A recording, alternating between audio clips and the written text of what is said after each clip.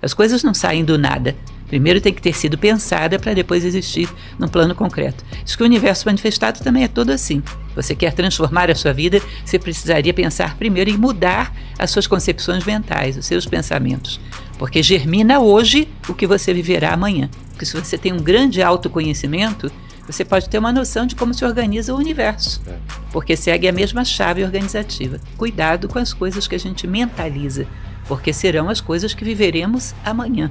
Nós estamos construindo o nosso futuro nesse momento. Será que existe uma lógica por trás de tudo o que vivemos? E se os nossos pensamentos, escolhas e atitudes fossem capazes de moldar o destino de forma muito mais direta do que imaginamos? No episódio de hoje, Vilela recebe a professora e filósofa Lúcia Helena Galvão para uma conversa profunda sobre um dos ensinamentos mais enigmáticos da tradição hermética, as 7 leis do Kybalion.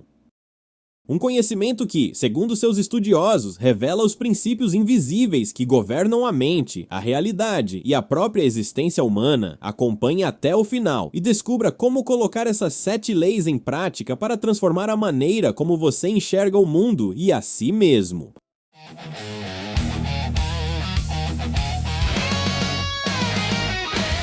Basicamente, as 7 leis, elas começam pelo mentalismo.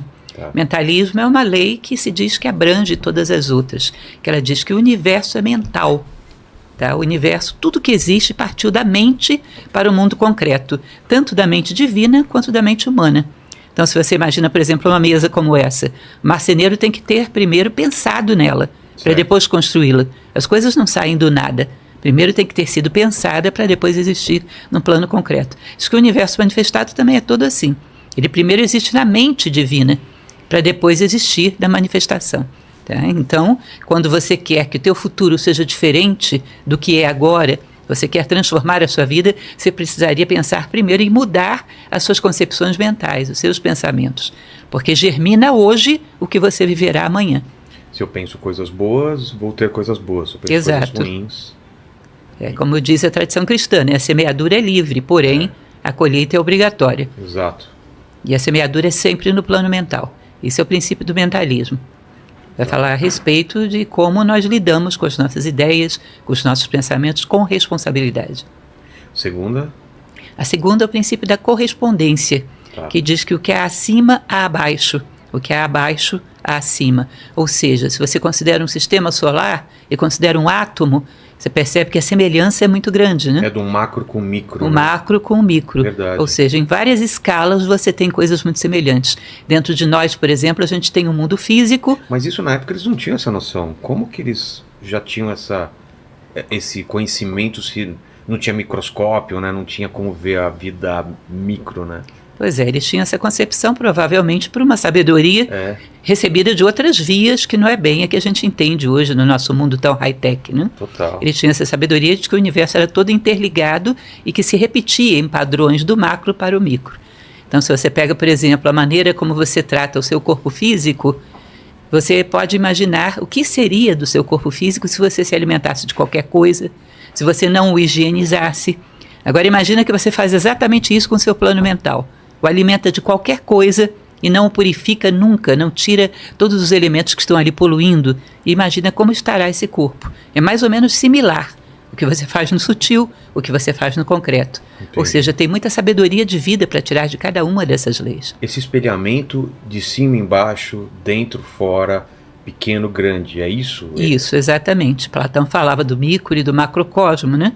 Você vai ver isso na Bíblia. Deus fez o homem, a sua imagem e semelhança. Tá? Então, várias tradições falam sobre isso. Verdade. A cabala hebraica, quando fala do nome de Deus, Yahvé, quando você coloca o nome de Deus na vertical, dá a forma do corpo humano, cabeça, tronco e membros.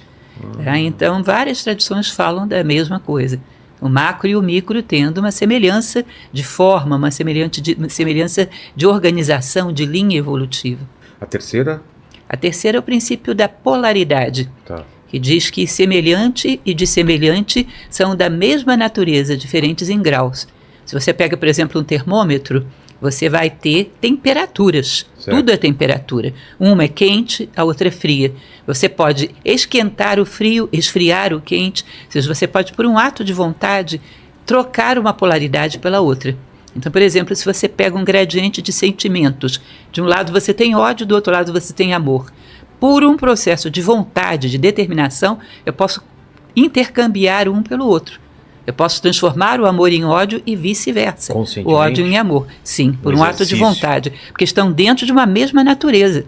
Eu não posso transformar o quente em macio, por exemplo. São coisas diferentes.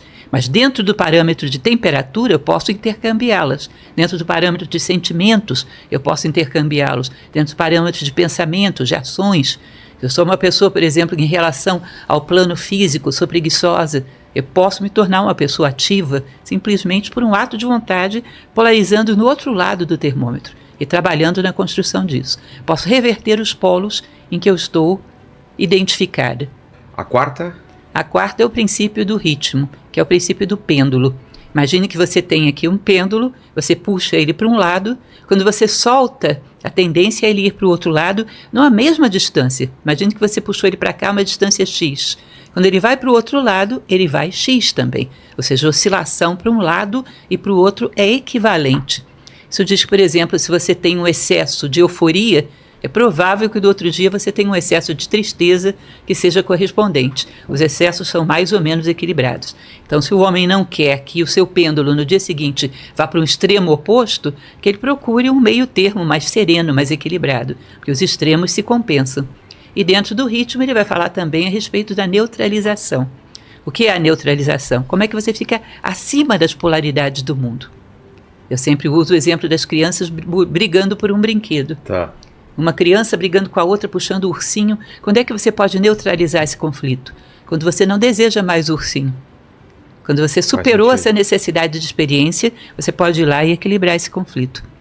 Você subiu um degrau do ponto de vista de consciência. Aquele ursinho, eu não preciso daquele ursinho, então eu estou tão isento daquela lá que eu consigo definir essa situação. Eu consigo equilibrar. Se eu tivesse envolvido emocionalmente com aquele ursinho, eu não Seriam 3 brigando pelo ursinho. Exatamente.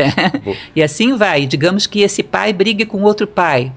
Esses dois pais que estão brigando para saber quem é que educa as crianças, estabelece aqui um outro conflito, em outro patamar. Aí vem o avô e diz, que é isso, vocês estão brigando à toa, rapazes. Os dois querem o bem das crianças, seja um outro nível de consciência, já não precisa mais de autoafirmação como pai melhor da vizinhança.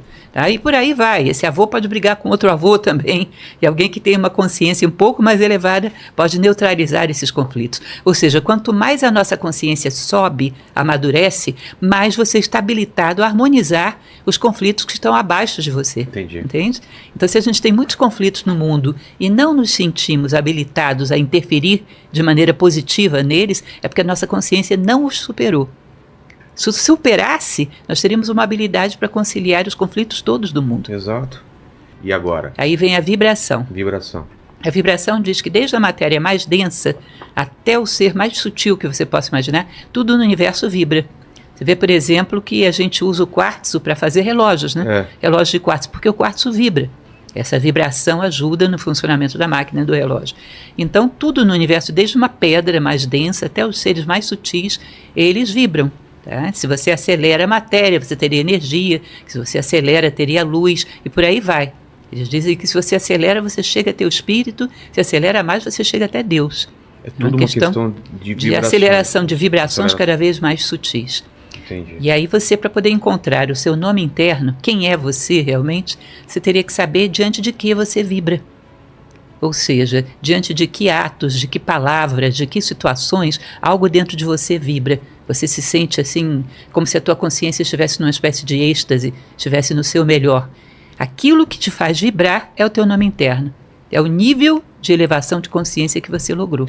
Tá? Então, tudo no universo, segundo o princípio da vibração, está vibrando em diferentes escalas. E à medida que você vai sutilizando essa vibração, vai crescendo, vai ocupando o seu lugar dentro do universo. Sexto?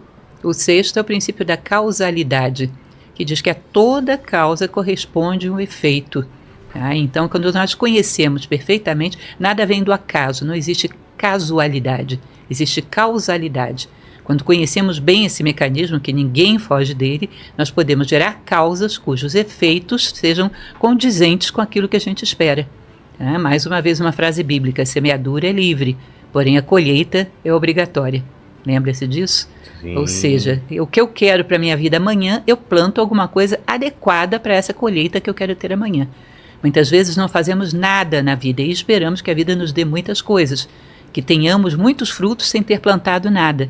Ou seja, a gente espera que saiam coelhos de dentro de cartolas, sem que você tenha colocado o coelho lá dentro antes. Parece que é o mal da nova geração, né? Isso. De que essa ideia de que o mundo te deve alguma coisa, mas você não deve nada ao mundo.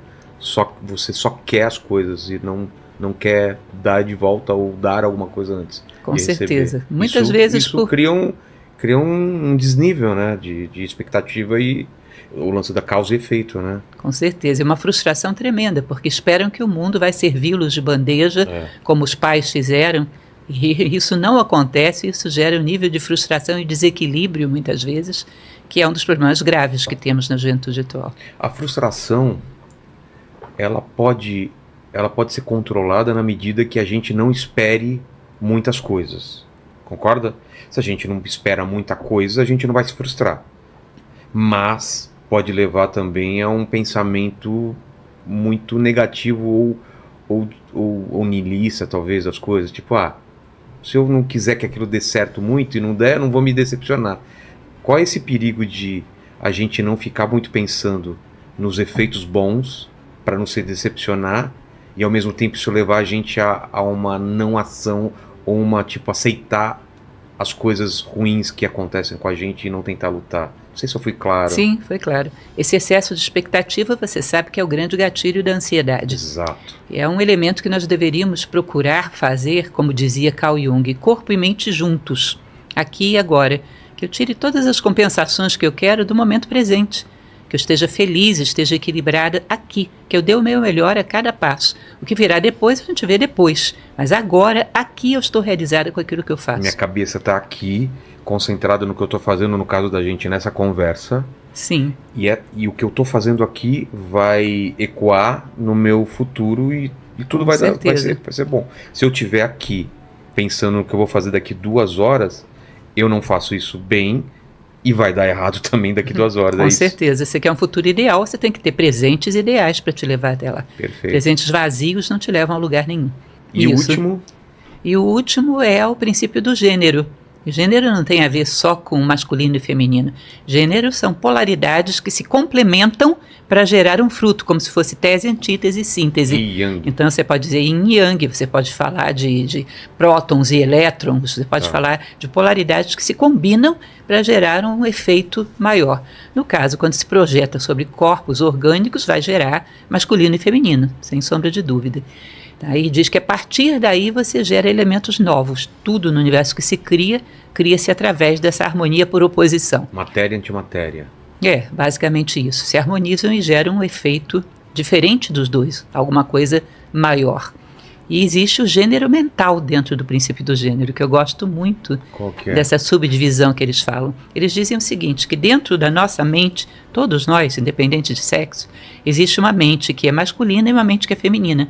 É como se a mente masculina captasse uma ideia e jogasse aqui. E a mente feminina pega essa ideia e vai germinar, vai dar um útero, né, dar corpo para aquilo, desenvolver e dar vida. Tá? Então, uma ideia é inoculada e essa ideia é criada, incubada, desenvolvida e um dia vai chegar a se tornar um fato na sua vida. Agora, muitas vezes acontece dessa ideia que é inoculada não ser nossa. Você ter recebido de terceiros, ter recebido, sei lá, de um veículo de comunicação, ter recebido de alguém que você ouviu falando na rua.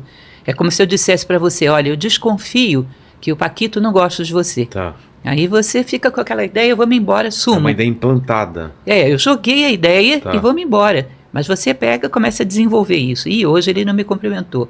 E hoje ele não falou comigo direito. E você vai dando corpo aqui. Vai ampliando. Vai ampliando. Chega um determinado dia, você rompe com ele. E acha que foi você. Nossa, isso acontece pra caramba, né? Acha que foi você, porque você deu corpo a isso. Você gerou, portanto, você acha a ideia é minha. Se você voltasse atrás, você poderia perceber que fui eu que joguei essa semente no teu plano mental. A gênese da ideia. Exato. E isso é uma forma de manipulação terrivelmente eficaz.